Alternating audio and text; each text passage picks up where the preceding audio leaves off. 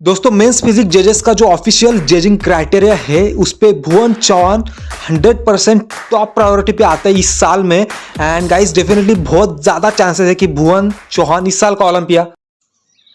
So guys this is Prateek Bhosale, you are watching and always work hard like bodybuilders, it's always you versus you. So come on let's go guys. तो आप San Francisco pro देख लो या फिर India pro देख लो, जो जजेस की निगाह थी वो पूरी तरीके से इस साल भुवन चौहान के ऊपर है।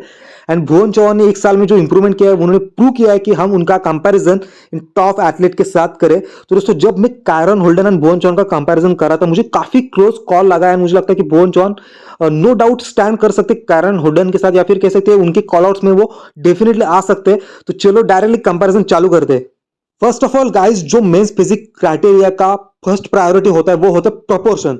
तो फर्स्ट ऑफ ऑल ये दोनों एथलीट का प्रोपोर्शन मैंने देखा, तो दोस्तों मैंने ऑब्जर्व किया कि प्रोपोर्शन में दोनों एथलीट ऑन पॉइंट थे गाइस। एंड प्रोपोर्शन मतलब क्या होता है गाइस, मतलब अपनी लेफ्ट वाली बॉडी और राइट वाली बॉडी, जो बॉडी का पार्ट होता है वो दोनों बैलेंस होना चाहिए। जैसे कि अगर भुवन चौहान का राइट शोल्डर डोमिनेंट है देन उनका लेफ्ट शोल्डर भी उतना ही डोमिनेंट है। अगर उनकी राइट चेस्ट पॉप हो रही है देन उनकी लेफ्ट चेस्ट भी पॉप हो रही है। ऐसा ही कुछ कायरन होल्डन के साथ भी होता है, वो आपको दिखेगा। उनके शोल्डर एंड उनकी चेस्ट ओवरऑल बैलेंस है, तो इसके कहते हैं guys well proportion and well symmetrical body. तो दोनों यहाँ पे 100% रॉक करते हैं इस प्रोपोर्शन में। तो अगला स्टेप आता है guys shoulder to waist ratio. And इसमें कहीं ना कहीं मुझे लगता है कि भुवन चौहान उसको बीट करते हैं कायरन होल्डन को, बिकॉज आप ये वाला फोटो देख लेना, ये वाला फोटो में आपका कंफ्यूजन क्लियर होगा। बिकॉज जो शोल्डर का विड्थ है कहीं ना कहीं भुवन चौहान का शोल्डर बहुत ज्यादा वाइड है यहाँ पर कायरन होल्डन के कंपेयर करें तो। एंड उनकी चेस्ट भी ओवरऑल फुलरनेस उसमें है। एंड ऑब्वियसली जो उनकी वेस्ट आती है वो बहुत नैरो आती है एंड उनके लेग्स भी टाइट है। But at the same time Kyron Holden के लेग्स भी यहाँ पे टाइट है, तो इसकी वजह से दोनों फिजिक को एक फ्रेम अच्छी तरीके से आता है। बहुत खूबसूरत फिजिक लगती है men's physique point of view से। और दोस्तों यहाँ पर जो भुवन चौहान का मसल मास है वो काफी ज्यादा लग रहा है, ह्यूज लग रहा है। एंड अगर बात सिर्फ कोर की करें तो मुझे लगता है कोर में इस सिचुएशन में कायरन होल्डन आगे है, या फिर कह सकते हो जो कायरन होल्डन की मैंने फोटो ली है वो मुझे एचडी क्वालिटी में मिली उनकी वेबसाइट पे लीजेंड स्पोर्ट फेस्टिवल पे। एंड आई होप कि आने वाले टाइम पे इंडिया प्रो की भी फोटो मिले वेबसाइट पे एचडी क्वालिटी वाले। बट स्टिल जो फोटो मिला है उसमें हमने कंपैरिजन किया है। तो दोस्तों जो कोर है यहाँ पर वो कायरन होल्डन का टाइट है एंड हम इस बात को डिसएग्री नहीं कर सकते।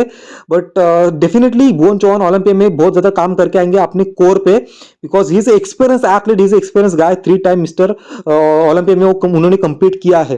तो दोस्तों अगर फ्रंट की बात की जाए देन मुझे लगता है ओवरऑल जो ब्रॉडनेस है फिजिक में, जो एक फ्रेम आता है एंड जो शोल्डर टू वेस्ट रेशो आता है वो आप अपनी खुली आंखों से देख ही सकते हो। यहाँ पर मुझे कुछ बताने की जरूरत नहीं है। तो यहाँ पर फ्रंट से मुझे लगता है कि भुवन चौहान कायरन होल्डन को डोमिनेट करते हैं। तो दोस्तों आप कंडीशनिंग पे बात करते हैं जो मेंस फिजिक का थर्ड क्राइटेरिया है। तो दोस्तों कंडीशनिंग में मुझे लगता है 19-20 का फर्क है, ज्यादा फर्क नहीं है।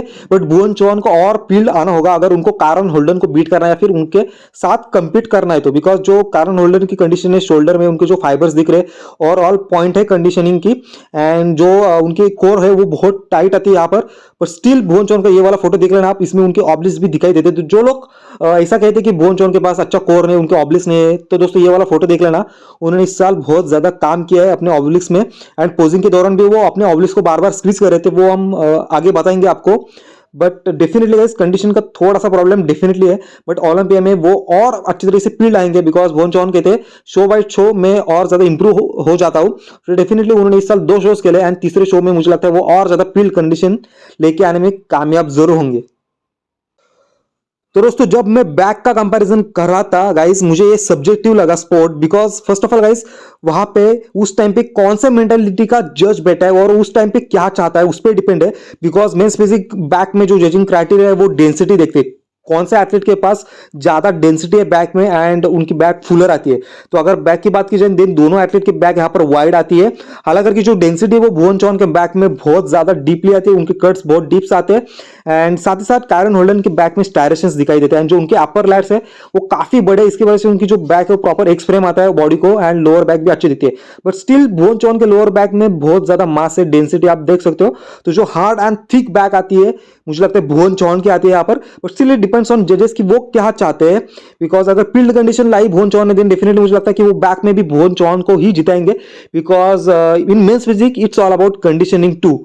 तो दोस्तों यही बैक के बारे में कंपैरिजन था। तो दोस्तों फर्स्ट ऑफ ऑल ये दो एथलीट है, एक एथलीट है इंडियन और एक एथलीट है बाहर का। तो दोस्तों यहाँ पर मैं यहाँ पे बोल सकते हो आप, मैं दोनों का कंपैरिजन कर रहा हूँ। तो भुवन चौहान को जिताना नहीं चाहता मैं, दोनों एथलीट को मैं एक प्रॉपर जस्टिस देना चाहता हूँ, जैसे कि मैं कायरन होल्डन को बैक में जस्टिस दिया हूँ। बट फ्रंट से मुझे लगता है कि भुवन चौहान उनको डोमिनेट जरूर करे इस साल, एंड ओलंपिया में कुछ भी हो सकता है। बट डेफिनेटली मुझे ऐसा लगता है कि वो एक ही कॉल आउट में आने के चांसेस बहुत ज्यादा है।